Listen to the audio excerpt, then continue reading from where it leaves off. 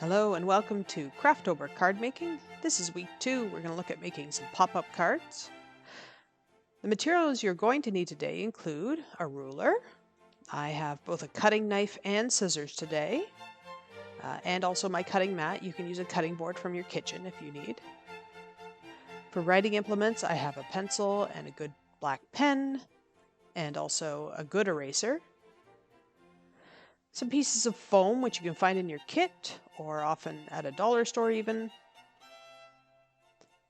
The paper you're going to use, I got started to making the card using some of the basic techniques we learned last week.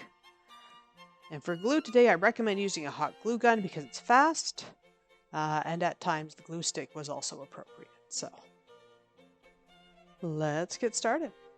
First, I'll show you the type of card we're going to make. I made this for my son. It's his birthday coming up, and it's a simple pop-up that uses a support back there. We're going to learn how to make that support today. And I like them because they're extremely versatile, and you can use them in a bunch of different ways. You can even stack 2 on top, which is what we're going to show today. This is again the card that's half pre-made. I did the lettering on the front, cut the paper down to size, glued some on the inside, and got us to the point where we're going to need to make those supports. So here we go. You're going to need some cardstock, any color. I chose white. The cardstock will be for making your support, and then the decorative paper or whatever else you're going to make pop up using the support. So making the supports requires some careful planning and measuring. You're going to need to know the depth, how far from the back you want your pop-up to be, the height, how high you want it to be, and you're also going to need to make a glue tab. So here I chose my depth of 2 centimeters. So the pop-up support is going to be 2 centimeters from the back of the card. The height is going to be 2.5 centimeters.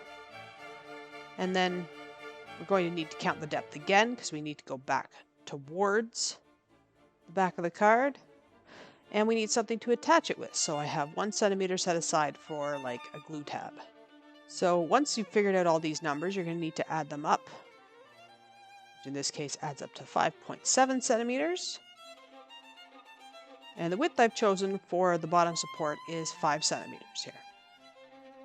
Sort of see how wide that's going to be in relation to the card there. So now that I know what I'm cutting, I'll start measuring a piece that's 5.7 centimeters by 5 centimeters. And I can't use my cutting mat for that because the cutting mat is an imperial. So I'm going to use my ruler to measure twice.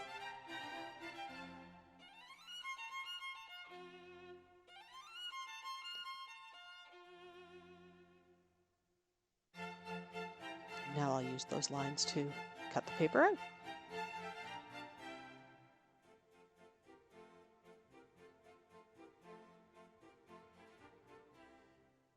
So once I have the piece of cardstock that I need for my support, I need those measurements back again so I can score it at the appropriate places. So scoring can be done with any sharp object. I tend to use the back of my knife. And the first place I want to score to make a fold is at the 2 centimeter mark. So I'm going to mark the 2 centimeter mark. And I'm also going to make the score mark for the glue tab, 1 centimeter from the other side. And once I know where those 2 folds are going to be, I use the back of my knife. I'm not cutting here. I'm just making a line. It's going to make it fold a little bit more smoothly.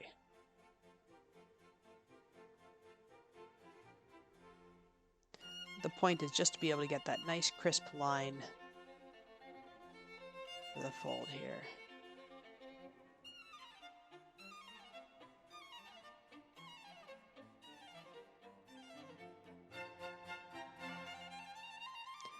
So positioning that as close to the center, I could measure. I think I'm going to eyeball it. Just a line of glue there. And lining up the edge of the support with the crease in the card there. Now for the top, just fold it over. A little bit of glue on the glue tab.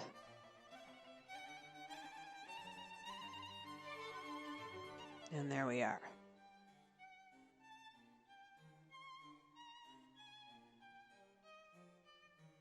Now to make it fold, the thing is, as carefully as you can measure, you never seem to get it quite exact. So there's two places to measure from. You can measure from the bottom of the support for your height. So again, that was 2.5 centimeters. You measure 2.5 centimeters up. You could also try measuring from the crease in the card. Regardless, you're going to score lightly here. All right, so sort of approximately where you want the fold to be. The card will sort of have a mind of its own and do its own thing. You can guide it along to be as accurate as possible. So, checking that fold. Not quite on the line I scored. Card's folded a little crooked, unfortunately, but it does close flat. I can help that along by rubbing it with my ruler a bit. Get a crisper line. And now I have one support. Now, like I said before, you can do multiple supports in the same card. In fact, you can even stack them, and that's what I'm going to show you here. I'm going to create a second support on top of the first one, so you'll get to see this whole process again. Next one's going to be thinner. I'm going to make it 1 centimeter depth.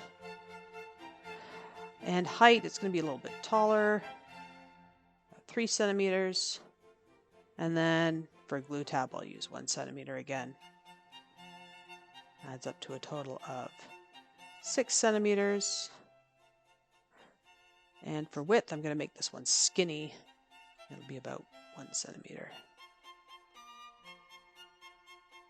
So 6 centimeters by 1 centimeter. Again, we're cutting out the piece of cardstock.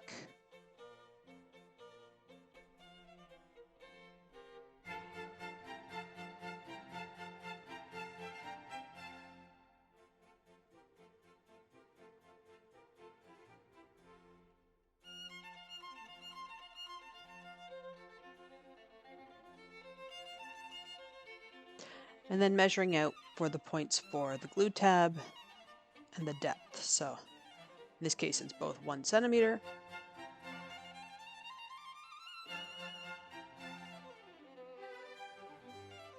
And using the back of the knife to score each spot.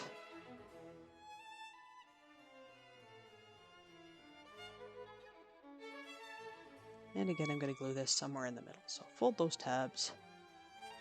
Grab the... erase the pencil marks.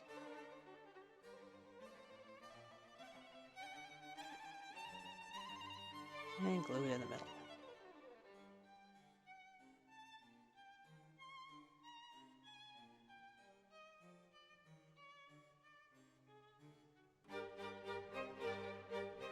And again, measuring for center fold. You can see I haven't done it yet.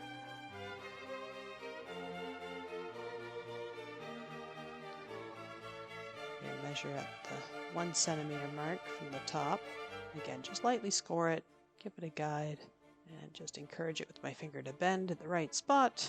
Fold the card closed. Regardless of how accurate that was, it folded basically in the right spot. And now I have 2 stacked supports. So the supports themselves aren't very pretty. The question is, what am I going to put on top of them to decorate them up? So here I'm going to draw a cloud.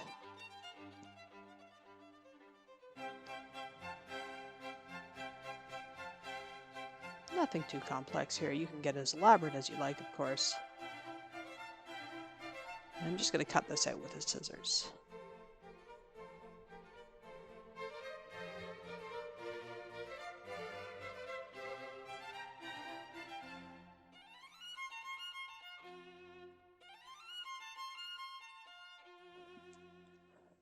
My apologies. It seems we had some technical difficulties with the filming there.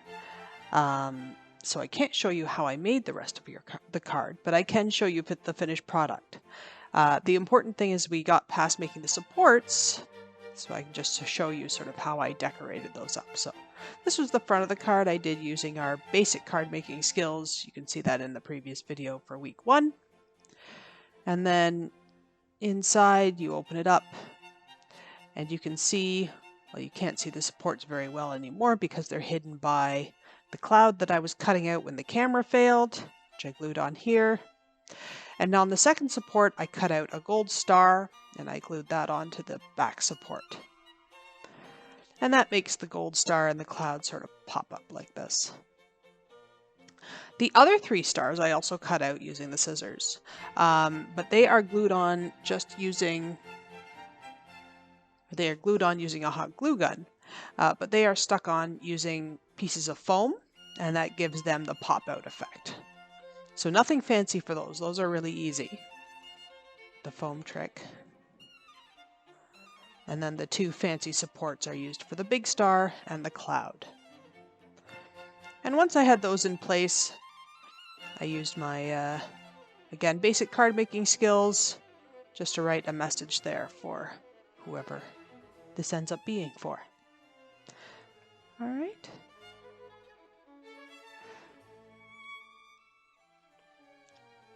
So thank you for watching. I just want to mention one last thing is that we do have a lot of books in the library about card making.